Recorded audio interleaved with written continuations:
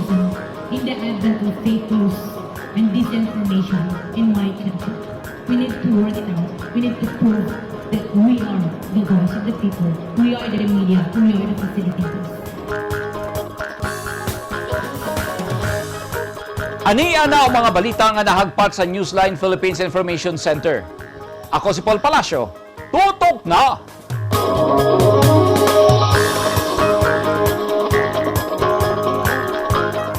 Sa mga headlines, Vice President-elect Sara Duterte Carpio nanumpa na isip Vice Presidente.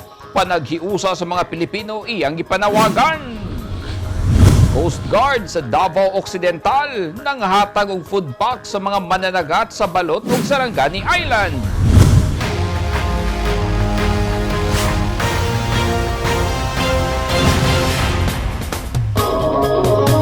Sa detalye sa atong mga balita, makasaysayan ang pagpanumpa ni Davao City Mayor ug Vice President-elect Sara Duterte Carpio atol sa iyang inauguration kagahapon sa Davao City. Kay natunong kini sa selebrasyon sa Father's Day ug adlaw natawhan sa bayaning si Dr. Jose Rizal. Sa iyang inaugural speech, gipadayag niini sa mga Pilipino ang panaghinigugmaay sa matag usa. Ani ang report ni Eugene Hinutan. Please raise your right hand and repeat.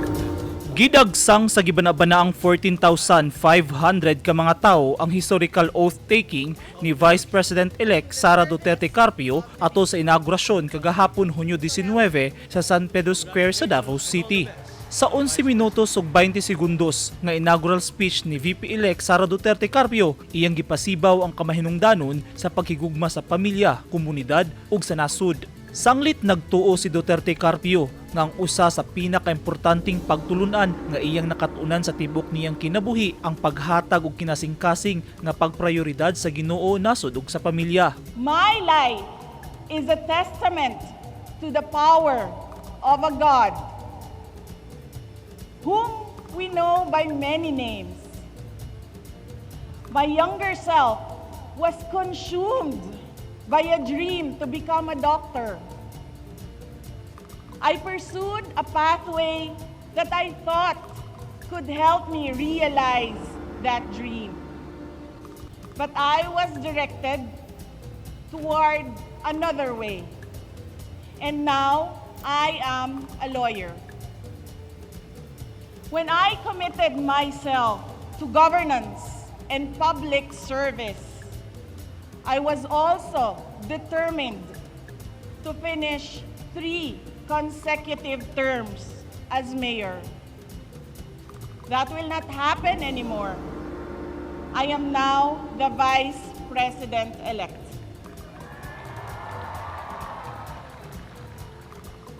The voice of 32.2 million Filipinos was loud and clear. With the message to serve our motherland. And this message has been reiterated in my oath to consecrate myself to the service of the nation. Nanawagan usab og panaghiusa si VP-elect Duterte Carpio sa mga Pilipino. Today, we celebrate the life and works of our national hero, Dr. Jose Rizal. May his memory light up the fire within us to become patriots. Rizal taught us that selflessness and sacrifice could change our country's fate and shape our children's future. The bravery of Rizal completes the fabric of our identity as Filipinos.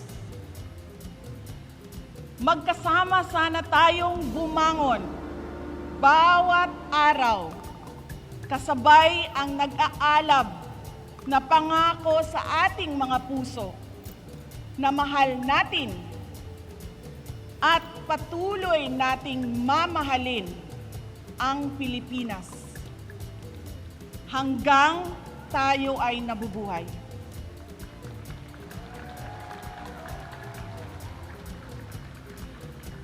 Let us show our love for our country by taking care of our families and communities despite the unending challenges that come their way. Tungod kinatunungman sa adlaw sa Father's Day, ang iyang inaugurasyon mipaabot sab sa iyang pagtimbaya sa mga amahan. Gidasig nga magpabiling nga lig-on luyo sa mga hagit sa kinabuhi. Today is Father's Day. This is a time for families. But you are here with me. Daghang salamat sa inyong pagtambong ug pagkuyog kanako niining adlaw. Happy Father's Day to all the fathers who make sure that another person is given the best of everything. Today, our children are facing a very complex future, one that is rife with conflicts and uncertainties. Some of these challenges include the winding cycle of poverty, the trauma of broken families, the lifelong baggage because of irresponsible and bad parenting, the abandonment issues due to an absentee parent, the anguish of gender confusion and discrimination, the destruction brought about by drugs, the lure of easy money in criminality, cases of HIV and other sexually transmitted diseases, the failure to identify and speak up against different kinds of abuses, the life-altering effects of teenage pregnancy, the detrimental effects of illiteracy, the emotional injury of bullying, unstable mental wellness, recruitment to support terrorism, misinformation in the internet. The list could be endless, but let me reiterate this. We can never go wrong if we are a people dedicated to honoring the will of God, to serving our country and our fellow men, and protecting the integrity of our families and the future of our children. Mitambong atol sa pagpanumpa ni Duterte Carpio sila Pangulong Rodrigo Roa Duterte ug ginahan nga si Elizabeth Zimmerman. Si Duterte Carpio ang ika-15 nga Vice Presidente sa nasud nga molingkod karong Hunyo 30 ug ikatulong Mindanaon Vice President sa Pilipinas suma nila Emmanuel Pilaez ug Teofisto Gingoda nga parehong taga Northern Mindanao. Si Duterte Carpio sab ang nakakuha og pinakataas nga number of votes sa vice presidential race niadtong Mayo 2022 national ug local elections. Din iyang nakuha ang 32.2 million votes, halos kaduhaon ang 16.6 million nga boto nga nakuha sa iyang amahan sa presidential race niadtong 2016.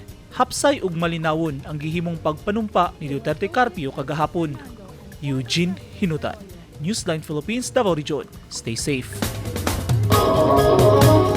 Nanumpa na isip gobernador sa probinsya sa Cotabato si Governor-elect Emilio Lala Talinio Mendoza o uban pa mga opisyal sa sangguniang panlalawigan. Natigayon ang pagpanumpa ni Governor-elect Mendoza sa Provincial Capitol Gymnasium, Hamas, Kidapawan City, kagania Hunyo 20, nga gipangunahan ni Presiding Judge Lili Lydia Lakindanum. Kauban ni Mendoza ang nanumpa sila 2nd District Congressman-elect Rudy Kawagdan. 3rd District Congresswoman-elect Maria Alana Samantha Talino Santos, TUCP Party List Representative Raymond Democrito Mendoza ug ubang mga provincial board members gikan sa tulo ka mga distrito. Sa iyang mensahe nanawagan si Mendoza og kooperasyon sa katawhan sa Cotabato ug pakigtambayayong aron hingpit nga mapatuman ang mga programa nga kinahanglang matagamtaman sa mga residente sa probinsya. Sa Hunyo 30, formal nga mulingkod si Governor-elect Mendoza ug uban pang mga opisyal sa probinsya nga midaog sa 2022 national ug local elections. Una ang pagpanumpa sa mga opisyal,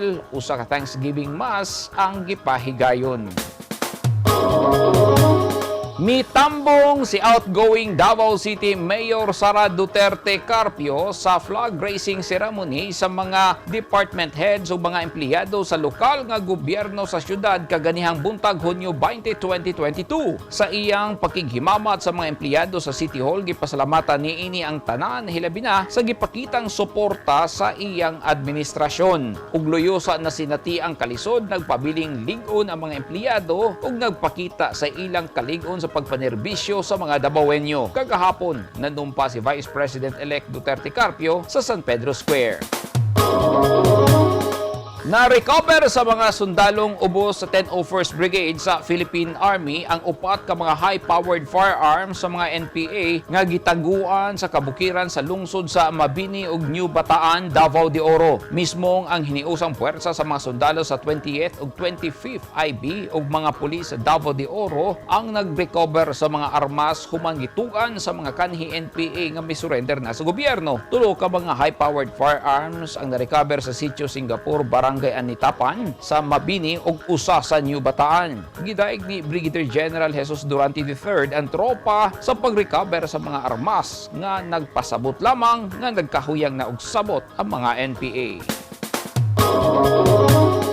Nangalipay ang mga mananagat sa Balot ug sa Sarangani Island, Davao Occidental atol sa routinary maritime patrol sa Philippine Coast Guard kay gigasahan sila og mga food packs atol sa selebrasyon sa Father's Day kagahapon, Hunyo 19, 2022.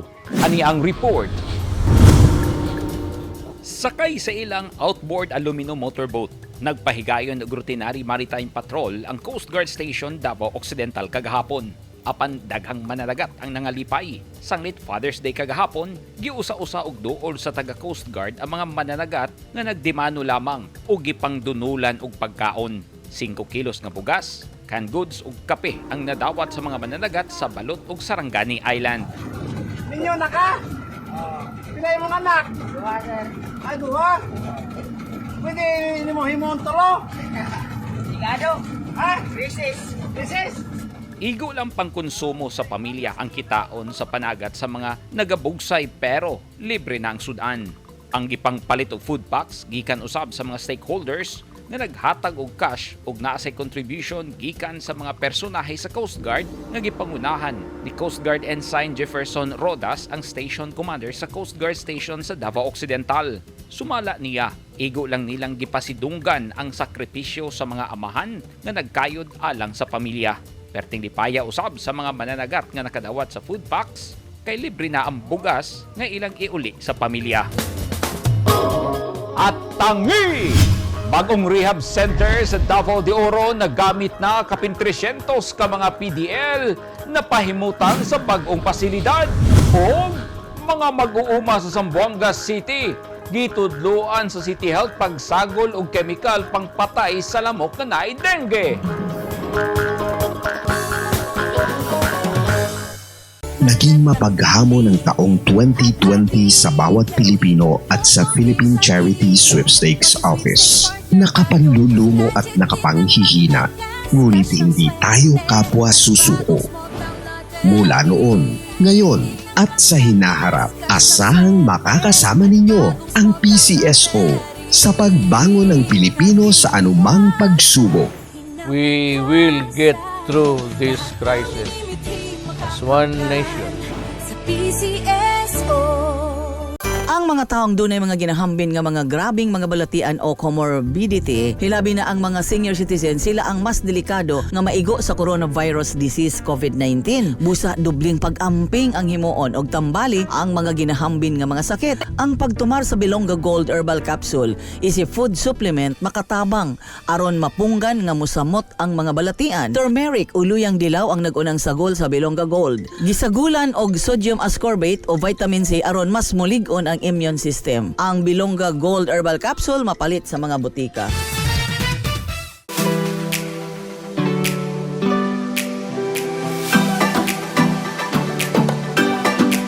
Do you want to be beautiful inside out? Visit RNC Lounge Aesthetics and Wellness, located at Door 3, Molavi Building, Emilio Jacinto Street, Davao City. Your total beauty and wellness center.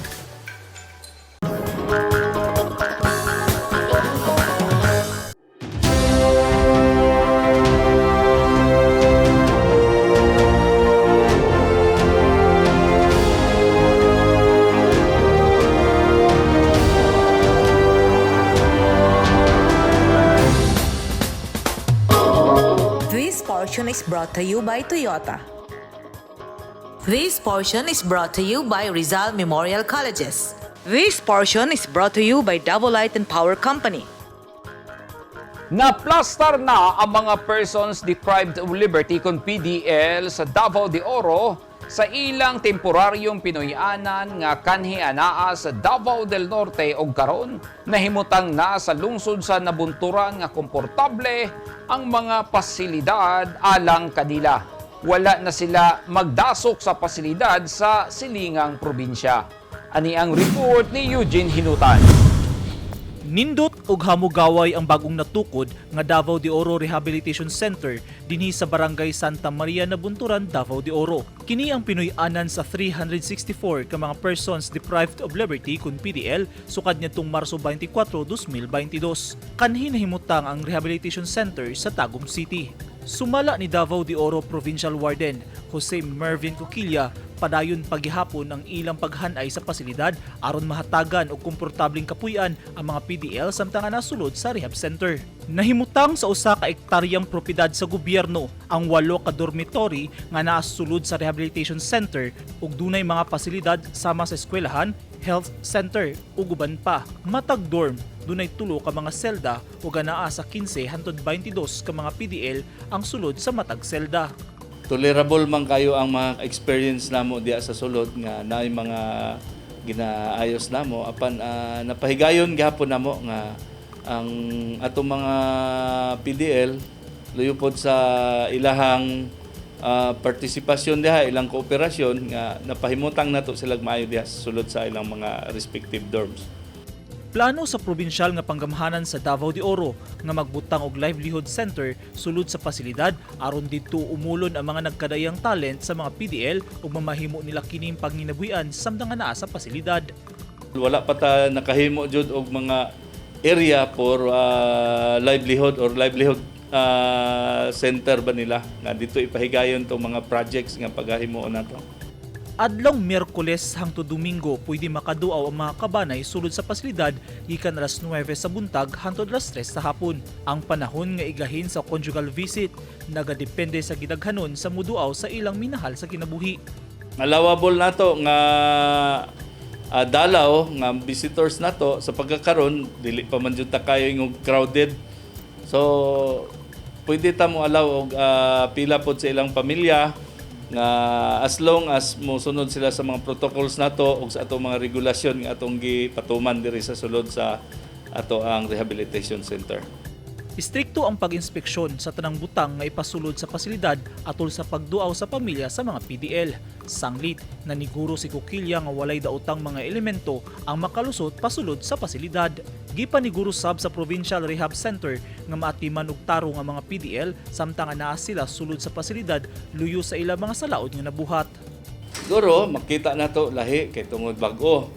And then ang among pagpadagan diri gihimo na mo by dorm, wala sad may ngog silda nga gibay dorm na mo among tawag para mapil sad nila nga maski prisuhan nilang gisudlan, at least murag naa say mga dignidad ba atong mga tao nga very human ang ato ang pag aruga nila, atong pagtagad nila, ug atong pag asikaso nila. Ang Davao de Oro Rehabilitation Center usa ka lugar kun din ibutang ang mga individual nga nagatubang og kaso kay kung nasentensyahan na kini ibalin sa Davao Penal Colony. Sagad sa mga naa sa pasilidad, maabdan og tagtulo hangtod 5 ka tuig sa sulod apan sulod ni anang mga taknaa dunay higayon nga ang usa ka individual nga mogakos pagbalik sa Dios ug moeskwela tungod kay dunay mga motudlo kanila pinaagi sa alternative learning system kun ALS ug dunay mga Bible sharing nga ginapahigayon. Ang Rehabilitation Center usa ka lugar nga gitukod sa gobyerno kun diin umulod og balik ang usa ka tawo ug tudluan sa dalan nga matarong o gilauman nga ang mogawas dinhi dunay makatunan sa iyang paglaya. Eugene Hinutan, Newsline Philippines, Davao Region. Stay safe. Gitudluan sa City Health Office ang mga mag-uuma sa Zamboanga sa pagpakgang sa mga lamok nga posibleng nagdala og sakit nga dengue pinaagi sa mga chemical nga pang-spray aron dili na kini managhan. Subay sa intensified campaign Batok Dengue, gibansay ang mga farmer volunteers sa insaktong chemical misting aron mapugngan ang posibleng pagdaghan sa dengue carrier nga mga lamok sa barangay Bualan. Anaa mismo ang mga barangay officials atol sa training sa mga mag-uuma. Nanawagan ng CHO sa lain-laing mga barangay nga muhimo og kaugalingong pamaagi ingon man inisyatibo ug mosalmot sa citywide campaign aron mabatukan ug makontrol ang pagkuyanap sa dengue sa syudad. Nagkahiusa ang mga pulis o mga sundalo nga modonar og dugo atol sa nationwide bloodletting activity. Misalmot ang mga personahe sa Tagum City Police Station sa mga pulis sa nagkadiyang istasyon sa Davao del Norte Police Provincial Office sa 6th AAR nationwide bloodletting activity kauban ang 2nd Field Artillery Battalion, Army Artillery Regiment o Davao Regional Medical Center. Gihimo kini sa main atrium Robinson's Place of Tagum, Visayan Village, Davao del Norte niadtong Sabado. Tumong sa aktibidad nga masuportahan ang kakulangon sa dugo sa mga ospital o mga blood banks tibok Pilipinas tungod sa COVID-19 pandemic.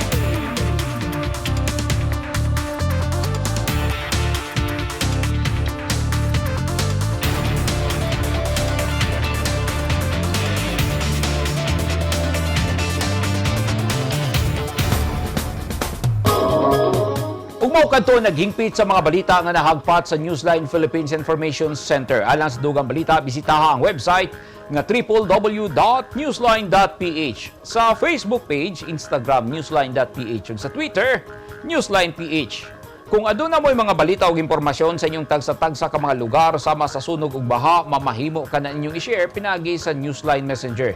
Masundan usab ninyo pinagi sa pag-subscribe sa YouTube channel sa Newsline Philippines. Ako si Paul Palacio. Daghang salamat and stay safe!